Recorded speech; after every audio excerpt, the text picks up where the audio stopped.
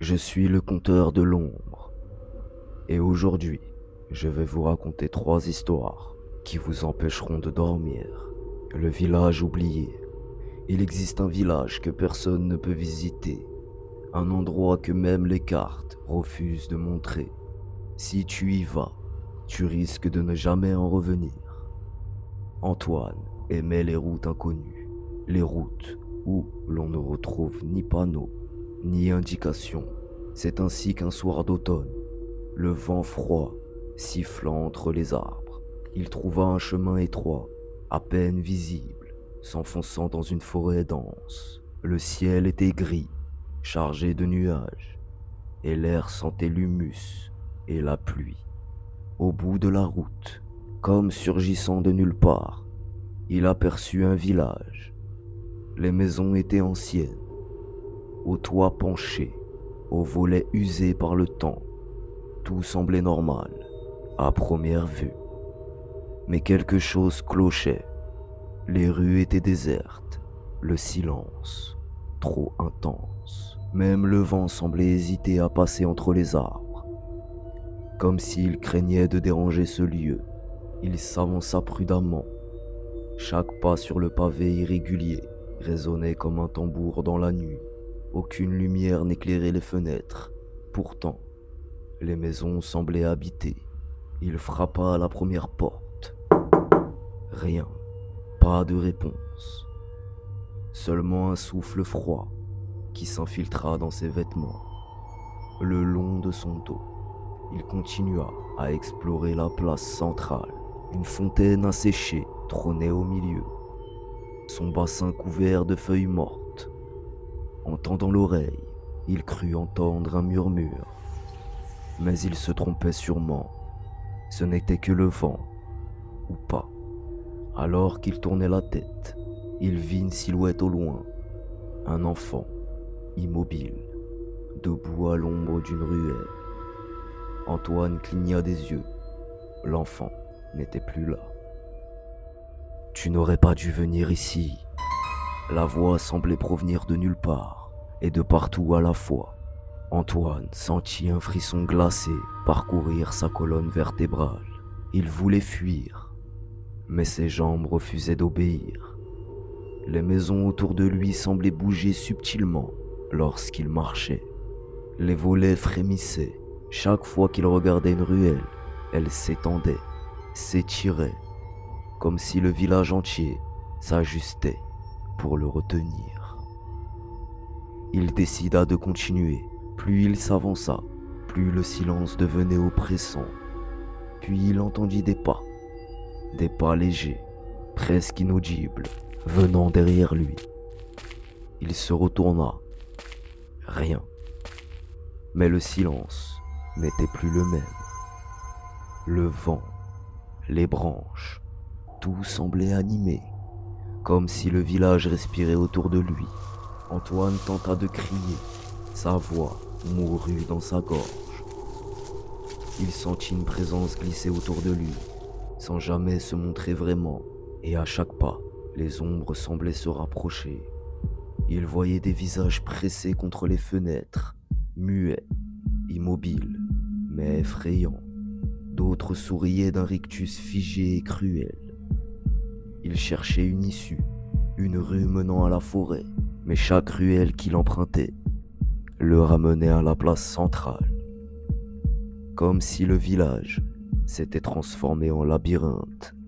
Les maisons, les arbres, tout semblait s'ajuster pour l'empêcher de partir. La nuit tomba, mais ici, le noir n'est pas complet. Une lumière diffuse émanait des murs des maisons. Pas blanche, pas jaune, une lumière étrange, froide, presque bleue. Elle semblait respirer avec le village, pulsant doucement, comme un cœur immense et silencieux. Antoine tenta de s'asseoir sur un banc, juste pour reprendre son souffle. Il ferma les yeux une seconde, et quand il les rouvrit, la fontaine était entourée de silhouettes. Des hommes, des femmes, des enfants, immobiles, silencieux. avec les yeux fixés sur lui. Tu ne peux pas partir. Le souffle glacé se fit plus proche. Antoine recula, trébucha, mais les silhouettes ne bougeaient toujours pas.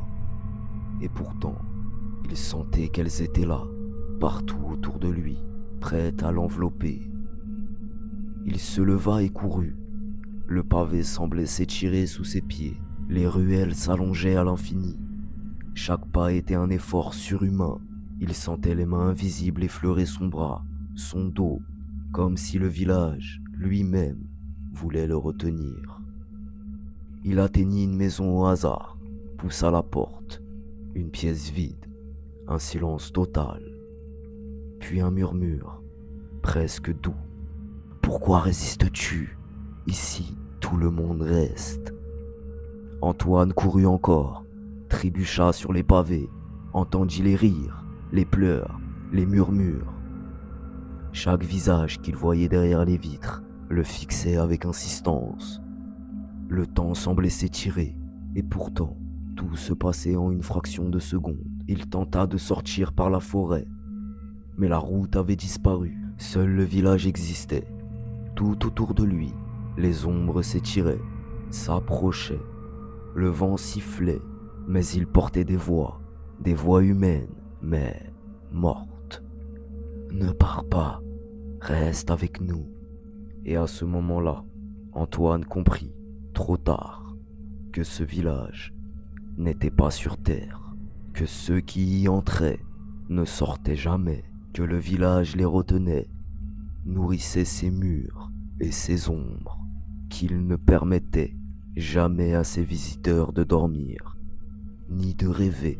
Le soleil n'arrivait jamais ici, la forêt ne se rappelait jamais d'aucun chemin, et Antoine n'existerait bientôt plus qu'en murmure, comme une voix parmi les murs. Un visage derrière une fenêtre, attendant le prochain voyageur trop curieux. Et si un jour tu tombes sur un chemin oublié, une route que personne n'ose emprunter, détourne-toi et n'essaie jamais de visiter le village oublié. Car si tu t'y engages, tu y resteras pour toujours. La vidéo retrouvée dans la forêt. Je suis le conteur de l'ombre. Et cette nuit, je vais te raconter une histoire que personne n'aurait dû découvrir. Une histoire trouvée dans une vidéo, dans une forêt, là où personne n'ose aller. C'était un matin d'automne, humide et froid, quand un groupe de randonneurs trouva une GoPro au pied d'un vieux chêne. La caméra était recouverte de boue, la lentille rayée par le temps, mais étrangement fonctionnelle. Personne ne savait depuis combien de temps elle était là, ni à qui elle appartenait. Curieux, ils décidèrent de l'allumer. Sur l'écran, une seule vidéo, datée de 3 jours avant leur arrivée. On y voyait un jeune homme, seul, marcher dans la forêt. Il avançait prudemment, le souffle court. Les branches craquent sous ses pieds. Le vent faisait bouger les feuilles et produisait des murmures étranges, comme si la forêt elle-même parlait. « Je crois qu'il me suit », murmura-t-il, la voix tremblante. Au début, on ne voyait rien, puis, entre 2 troncs, une silhouette apparut. Elle était grande, trop grande pour être humaine, longue, mince et immobile. On ne voyait pas ses traits, seulement son contour sombre. Le jeune homme se retourna. Rien. Mais il sentait la présence. Il accéléra le pas. Trop tard. La silhouette le suivait, toujours à la même distance, jamais plus proche, jamais plus loin. Chaque fois qu'il se cachait derrière un arbre, elle apparaissait à nouveau, comme si elle connaissait chaque cachette, chaque mouvement. La caméra tremblait alors qu'il courait. Le souffle de la créature semblait s'entendre dans chaque pas qu'il faisait. Et puis, un craquement différent, plus proche, pas sous ses pieds, derrière lui. Il se retourna brusquement. Rien. Mais la caméra capta quelque chose que ses yeux humains avaient manqué. Un mouvement rapide, trop rapide. Une silhouette mince, s'évanouissant derrière les troncs. Il commença à crier, mais aucun son ne sortait. Sa voix semblait absorbée par la lumière humide de la forêt. On voyait ses yeux écarquillés, la peur gravée sur son visage. La vidéo continuait à trembler, à montrer des branches cassées, des feuilles tombant sur le sol. Et à chaque pas, cette silhouette se rapprochait, silencieusement, inhumaine. Puis, une branche se cassa juste derrière lui. Il se retourna encore, mais cette fois, il était trop tard. La caméra tomba au sol. Elle continuait de filmer ses pieds qui reculaient lentement. Puis, le sol, jusqu'à ce qu'un souffle glacé passe juste devant l'objectif. Une ombre s'infiltra dans le champ de vision, immense, indescriptible. On entendait un murmure si faible qu'on aurait pu croire au vent. « Tu aurais dû rester dans la lumière. » La vidéo s'arrête sur le ciel, les étoiles à peine visibles à travers les arbres. Le jeune homme n'a jamais été retrouvé, ni la forêt, ni ses traces, rien, sauf cette caméra. Et maintenant, imagine que cette forêt existe près de chez toi, que ce souffle pourrait encore parcourir les sentiers, invisible mais attentif, toujours à chercher, toujours à suivre. Alors si jamais tu te promènes seul dans la nuit, regarde derrière toi et prie.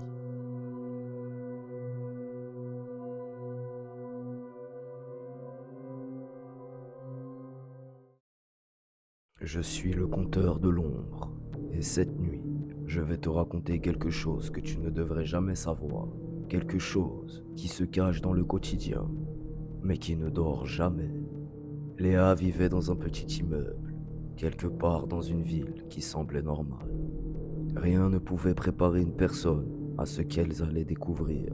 Chaque soir, en rentrant du travail, elle passait devant l'appartement en face du sien. Il était toujours éclairé, toujours occupé, mais étrangement, jamais un son n'en sortait. Au début, elle a cru qu'un locataire noctambule s'y trouvait. Elle l'apercevait parfois, debout, immobile, regardant par la fenêtre. Mais le temps passa, et elle remarqua que jamais il ne clignait des yeux, jamais il ne bougeait vraiment, comme si le temps lui-même ne l'affectait pas. Les premières semaines, Léa tenta d'ignorer ce sentiment de malaise, mais les choses s'aggravèrent. Chaque nuit, l'homme semblait se rapprocher de la fenêtre. Chaque pas qu'elle faisait dans son appartement lui semblait être observé à travers le verre. Un soir, elle ne peut plus résister. Elle s'approcha de la fenêtre, tremblante, et observa l'homme. Il tourna lentement la tête, pas comme un humain normal, pas comme un geste spontané, comme si ses os n'existaient pas. Ses yeux brillaient d'une lueur étrange, presque métallique. Léa recula, son cœur battait à toute vitesse.